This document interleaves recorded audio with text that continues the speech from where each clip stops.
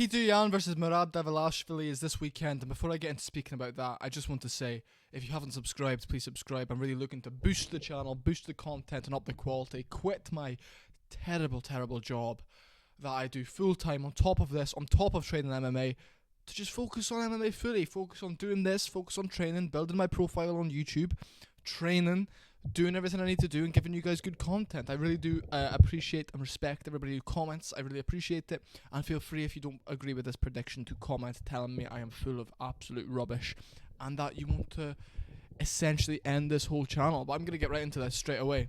Petr Yan versus Merab Dvalishvili, the little rat, this weekend. First things first, I made a video on this channel when I came kind of back to YouTube a good few months ago now, speaking about my should I say my most hated fighters of 2022, and Merab Dvalishvili took a lot of that video up. He took a large portion of that video. I do not like him as a fighter. I'm not slagging him off as a human being, as a man. I'm sure he has the best intentions to feed his family, to work hard. I respect his hustle. I respect his work ethic. However, when it comes to fighting, I truly don't think this man belongs in the UFC. Not because he's not on the skill level, but because he is the most weird intentions ever. His intentions are to be number one, but not champion, because his best pal's champion.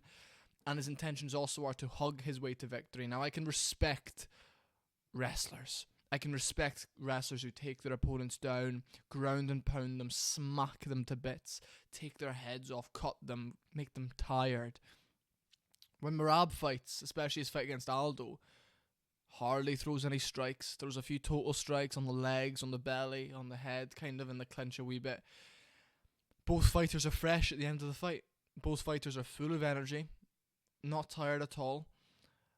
And truly that just comes down to Merab hugging his way to victory. Now, you got to do what you got to do to win.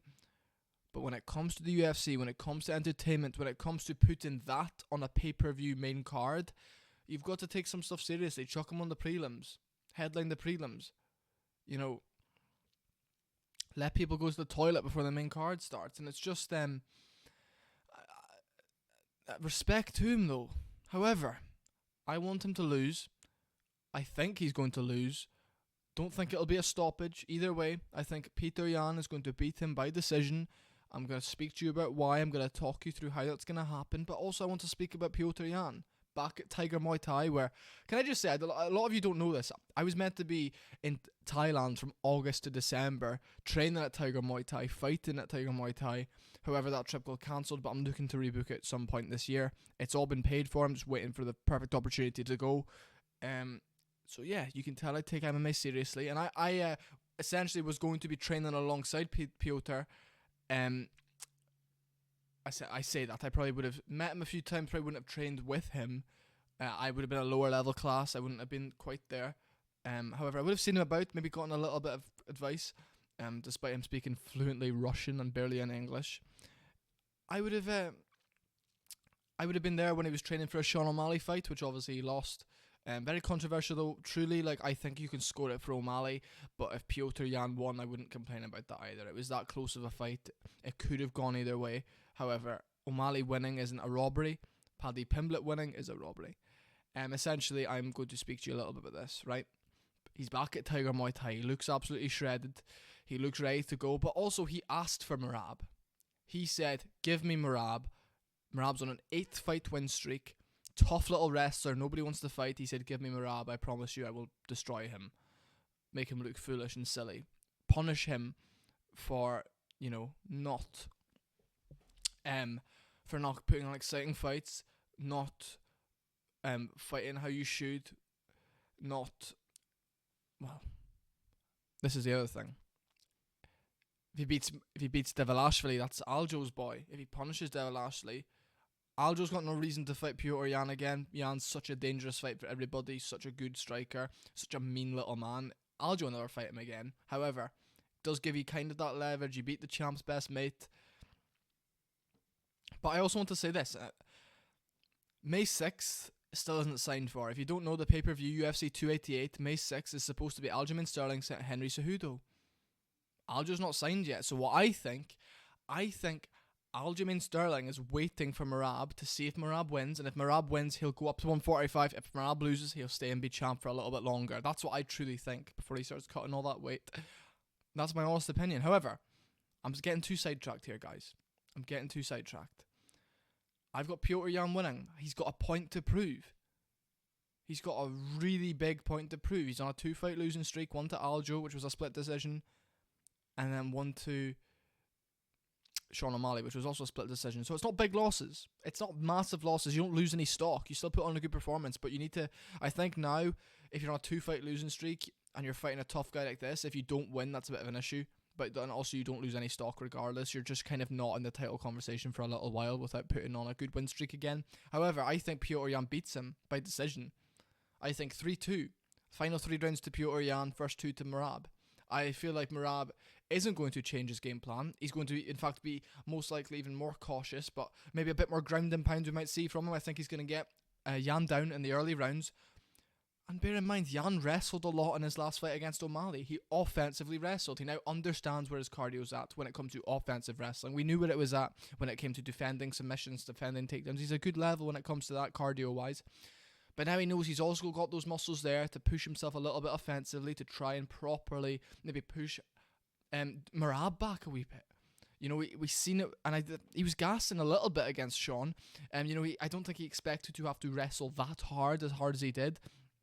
Again, that was a really good showing for both of the guys. But we've seen Merab isn't dangerous on the feet. He's just a tough, gritty wrestler who doesn't mind making a fight really boring. And that's all it is. So, this is what I propose to you. I propose Merab slowing down a wee bit when it comes to round 3. You know, he's looking for it now. Because he's won the first 2 rounds, his confidence is up a little bit. He's maybe going for a little clinch, a trip or something. I think Yan throws a few elbows in there, throws a few knees to the belly, breaks him off, kind of waits, throwing jabs, leg kicks. I don't think it'll be the most exciting fight. However, I can also see it being an absolute incredible fight. However, I think Yan batters him the final 3 rounds just with leg kicks and jabs, just jabbing him to fuck. Ball straight to the body. Yan comes down as Merab's coming in for a takedown, instantly gets those underhooks. I just think when you're attacking Merab, just go low a little bit. Kind of bend your knees and kind of bounce into the shots, because then when Merab shoots, you can get your hands on the underhooks a lot more easy if Merab's looking to smother Yan's work and get the takedown. Now, truly, I love Petr Yan. I hate Merab, but I'm honest when it comes to predictions. I'm honest when it comes to... I'm really honest. I'm just being blunt. You guys know about this channel. I get so much hate for saying things about people's favourite fighters, for saying things about people's favourite superstars, for being brutally honest about KSI and boxing, and people hate it, but I'm just truthful. I feel like Petr Yan's going to win 3-2. Potentially 50-45 on some judges' scorecards. You know, I can see it. I can see Yan just doing it, and I feel like Yan will just jab him to fuck, leg kick him to fuck. He will take him down, but I just think Yan's got he's a mean little man. In every single interaction he's had with other fighters, he's putting his hands up, you know, he's getting there with them a little bit, touching them, feeling them a wee bit. And it's to size them up. He's a mean little devil. He's a mean little guy, and I truly feel like he's got spite in his blood. He's got a really big point to prove. I think he's embarrassed by the Sean O'Malley loss. He doesn't feel like he lost, but because you would be embarrassed. Calling him a little poodle, and a little poodle fucks you up a wee bit. Hurts you, drops you to one knee. I'm excited to see where this fight goes, though. I'm going to go Yan 3-2 by decision. That's what I'm going to put my money on. I feel like Merab is tough and durable enough to not be knocked out or submitted. I just feel like he'll start rushing and smothering a wee bit. Because we've seen him fight, but then we've also seen him recently. Once he gets that seatbelt grip, it's very difficult to shake him off you. You know, like it's a very difficult little ball game when you can't shake him off. And I feel like Yan just will have an answer for it, and I feel like he'll stay calm, and I feel like he'll be calm. He knows that he needs to get this job done, and I think mentally he'll just go for it and he'll get it done. So Jan32, thanks very much for watching, guys. Hopefully you enjoyed. Jan with some knees up the bodies, oblique kicks maybe, has that kind of, he stands like this, he moves forward, I think he's going to get it done. Jabs, right hand, a good little performance from Jan. Not many, I think maybe some teeps though, implement some teeps, just Merab kind of walking for, back him up, whip the teep so he can't grab it, but maybe do that when he's gassing a wee bit. When he's desperate for the takedown, throw a teep, whip it to his body, his hand will come down, then you fucking pummel it, because his hand will be like, oh, where is it? Jan32, thanks very much for watching, everybody. Subscribe, like, comment, I appreciate it very much.